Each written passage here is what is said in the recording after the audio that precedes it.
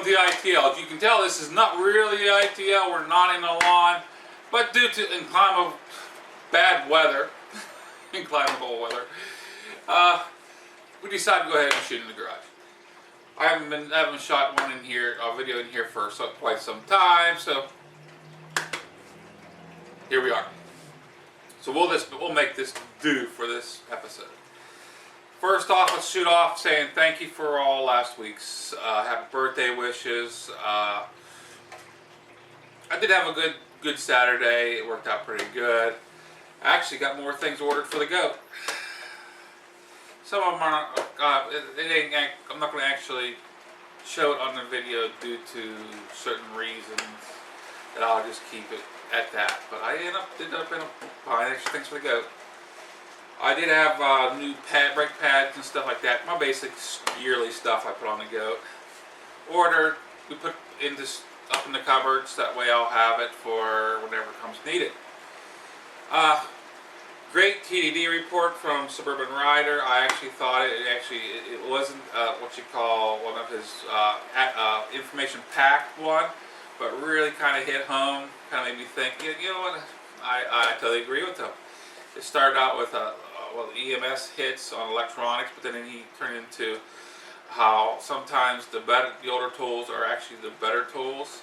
And I got to really agree with that. I'm a gadget guy. I love gadgets. I love new tools, but I always go out looking at yard sales, thrift stores, you name it, for old tools.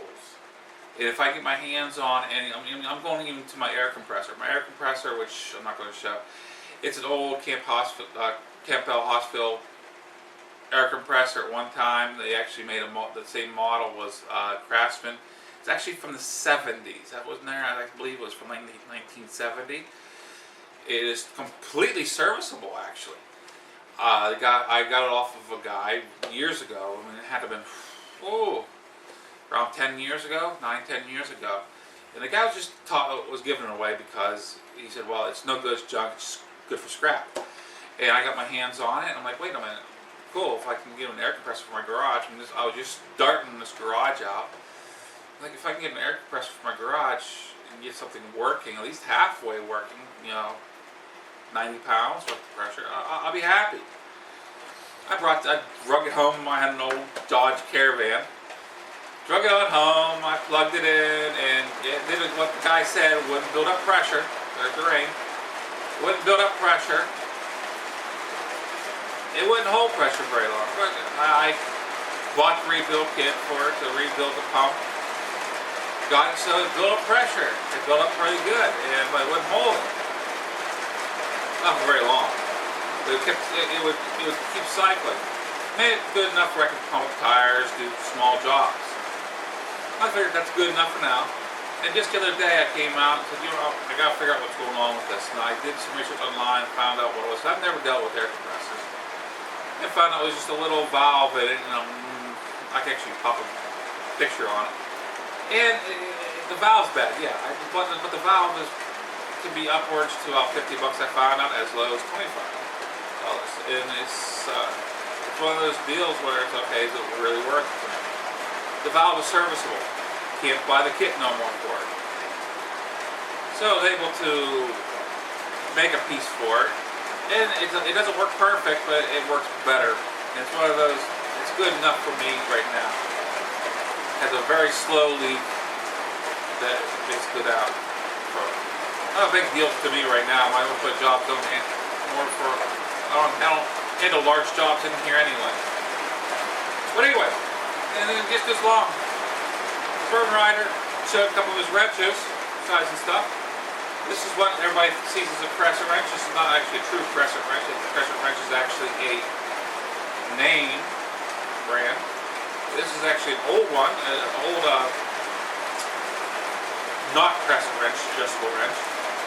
But yet, it is a larger one. And this is actually a size 12-inch one. But yet, I would scour the yard sales there. Everything else. I also came across this. A lot of people see this as a pipe wrench. It's not a pipe wrench. It doesn't have curved jaws. This is an adjustable wrench also. have this.